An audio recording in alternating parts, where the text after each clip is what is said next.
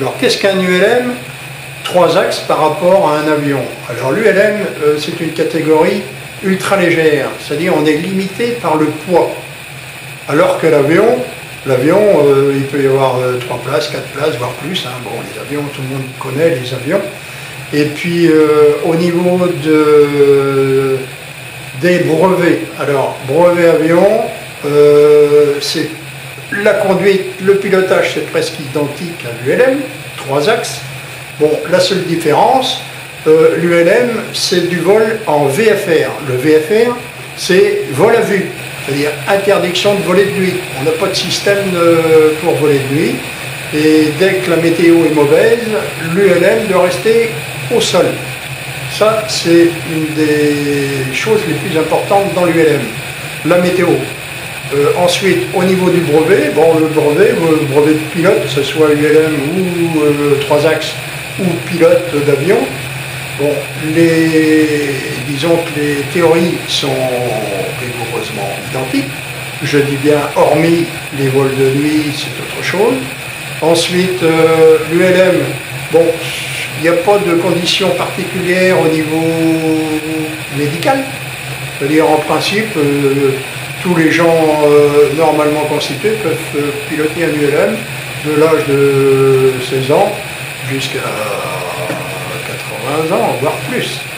Donc, autre particularité de l'ULM, le coût de revient, c'est-à-dire un coût de revient ULM nettement inférieur au coût de l'avion. L'avion, vous avez des visites périodiques obligatoires, alors que l'ULM, bon, il s'est vérifié, bien sûr, chacun prend la responsabilité de sa machine. Alors que l'avion, bon, il y a des organismes agréés qui viennent vérifier si les révisions ont été faites dans les règles de l'aviation.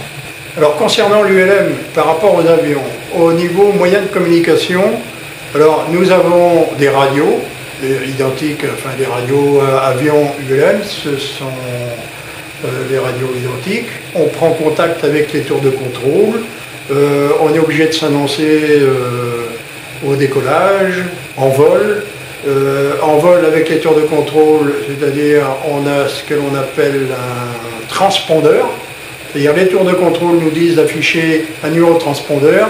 À ce moment-là, ils arrivent à nous suivre très facilement en radar. C'est-à-dire ils connaissent nos vitesses, ils connaissent nos altitudes. Et puis quand on sort des zones contrôlées, ils nous annoncent de reprendre un transpondeur, je ne sais pas, je vais vous dire un numéro 7000, et puis retourner sur une fréquence radio 123.5 exact. Et ensuite, on passe sur la zone suivante, c'est-à-dire on appelle un autre contrôle aérien qui nous reprend en charge, c'est-à-dire on est en sécurité avec eux. Ils nous suivent partout. Et dans les avions, c'est exactement le même principe. C'est-à-dire on est suivi par les contrôleurs aériens, et puis ils nous indiquent s'il y a du trafic, soit devant, soit dessous, ils nous disent de monter en altitude ou de descendre, suivant le trafic actuel, suivant la position située. Généralement, on décolle de terrain aménagé et reconnu. Bon, maintenant, dire qu'on peut atterrir n'importe où, oui. Mais on n'atterrit pas n'importe où, on peut atterrir si on a un problème moteur. C'est-à-dire, l'ULM, l'avantage, il va se poser dans une pâture, dans un champ, alors que l'avion, il risque, au niveau de son poids, il va avoir besoin d'une distance très importante et il ne pourra pas se poser.